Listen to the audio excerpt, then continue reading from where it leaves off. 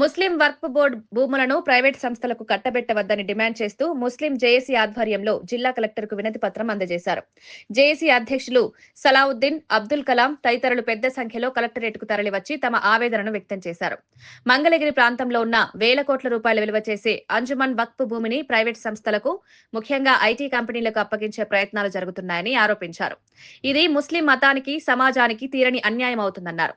ఈ విషయమై ఇప్పటికే రాష్ట్ర మంత్రికి, మంగళగిరి కార్పొరేషన్ అధికారులకు, జిల్లా ఉన్నతాధికారులకు విన్నవించినా ఎలాంటి చర్యలు తీసుకోలేదని తెలిపారు. ఎక్స్పర్ట్ కమిటీ చేస్తాము, మేము ఐఏఎస్ ఆఫీసర్లతో చేస్తామని చెప్పడం జరిగింది. కానీ ఈరోజు వరకు ఈ కమిటీలు కానీ ఏం కానీ వేయలేదు. మా జిల్లా నుంచి రాష్ట్ర వ్యాప్తంగా ముస్లిం సమైక్య వేదిక సభ్యులు పూనుకొని రావటం అనేది చాలా గర్వకారణం. గుంటూరులో తూర్పు ప్రజలు కూడా, ఆంధ్రప్రదేశ్ ప్రజలు కూడా దీని మీద స్పందించి ప్రతి ఒక్కళ్ళు ముందుకొచ్చి ఈ ఆస్తిని కాపాడుకోవాల్సిన బాధ్యత మన మీద ఉంది. ఎందుకంటే దారాదత్తం చేస్తున్నారు. ఎప్పుడో 110 సంవత్సరాల కింద పెట్టిన ప్రాపర్టీ, మన పెద్దలు మా ముస్లిం సమాజం కోసం పెట్టిన ప్రాపర్టీ కాబట్టి అది ముస్లింలకే చెందాలి. దాంట్లో అభివృద్ధి జరగాలి.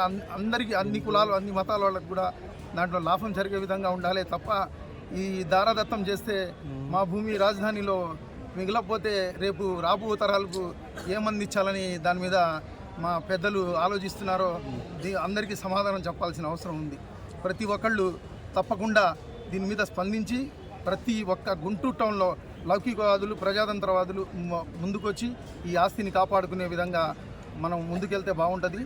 దీని మీద కమిటీ చేసి దీని మీద కలెక్టర్ అమ్మ గారు, దీనికి కన్సర్న్ మినిస్టర్ గారు, ఈ ఎంపీ గారు, మా లోకేష్ బాబు గారు దీని మీద దృష్టి సాధించి సీఎం గారి దృష్టికి కూడా మేము ఈ లెటర్ ఇయ్యదలుచుకున్నాం.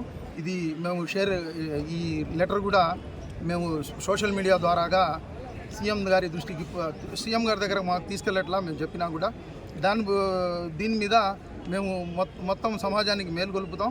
తప్పనిసరిగా మేము సోషల్ మీడియా వేదికగా సీఎం గారికి దృష్టికి చేరే వరకు మేము మా పేషెంట్ గారి ద్వారా అన్ని దాని మీడియా ద్వారా మేము అందరికీ తెలియపరుస్తాం. గుంటూరు టౌన్లో వన్ టౌన్లోనే ఇక్కడ కాకుండా అక్కడ మన ప్రాపర్టీ అక్కడ ఉంది కాబట్టి అక్కడ కమిటీ వారు కూడా ఉన్నారు కాబట్టి మేము అక్కడే దీక్ష చేయాలని నిర్ణయించుకుంటున్నాం. దీని పర్మిషన్లు కూడా ఈరోజు వెళ్ళి కలవడం జరుగుతుంది. తప్పనిసరిగా దీక్షలు చేసి ఆ ప్రాపర్టీ ముస్లిం సమాజంలో మేలుకొల్పుతాం. తప్పనిసరిగా డోర్ టు డోర్ తిరుగుతాం. దీన్ని ఎట్టయినా కాపాడుకునే విధంగా ముందుకెళ్తామని రిలే నిరాహార దీక్ష మొదలు పెడతాం. దాని తర్వాత గవర్నమెంట్ కనుక దిగి రాకపోతే దాని తర్వాత మేము కార్యాచరణ రూపొందిస్తాం. నా పేరు హాజీ మొహమ్మద్ అబ్దుల్ కలాం, ముస్లిం సమైక్య వేదిక రాష్ట్ర ట్రెజరర్ని, గుంటూరు వాసిని. ఇందాక ఆయన పేరు చెప్పు. చెప్పేసి కానీ స్థానిక ఎమ్మెల్యే గారు కూడా పోయి కలిసినా కూడా ఆయన మీద ఏదో నింద వస్తుందని చెప్పేసి ఆయనకు ఏదో మేము టార్గెట్ చేస్తున్నామని చెప్పేసి ఆయన భయపడుతున్నారు. కానీ సీఎం తీసుకుని దీన్ని పరిష్కారం చేయాల్సి ఫోన్ ఇచ్చేసి ఆయన ఏం చేస్తున్నారంటే ఇట్లా ప్రభుత్వానికి ఇట్లా ముస్లింలలో నేను మధ్యలో ఇరుక్కుపోయాను, ఇది ఏం చేయాలో చెప్పి అని అర్థం కాక తప్పించుకునే ప్రయత్నాలు చేస్తున్నారు. ఇది మీరు ఎమ్మెల్యేగా, ఈ కమిటీకి ఒక సభ్యులుగా, ప్రెసిడెంట్గా ఉండి ఇలా తప్పుడు అడుగులు వేయడం ఇది కరెక్ట్ కాదు. వచ్చే రోజుల్లో ముస్లిం సమాజంలో మీరు కూడా చరిత్రహీనులుగా ఉంటారు. లేదంటే మీరు మంచి చేసినట్టే చరిత్రలో మంచిగా పేరు సంపాదించుకుంటారు. ఈ పదవులు శాశ్వతం కాదు, ఈ పార్టీలు శాశ్వతం కాదు. ఇది ముస్లిం సంబంధించిన 2000 కోట్ల రూపాయలకు విలువ చేసే స్థలాన్ని మీ ద్వారా ఏదైనా ఆక్రమ కంపెనీలు కట్టబెడితే మీ ముస్లింలలో మీరు చాలా చాలా హీనంగా చూపబడతారు.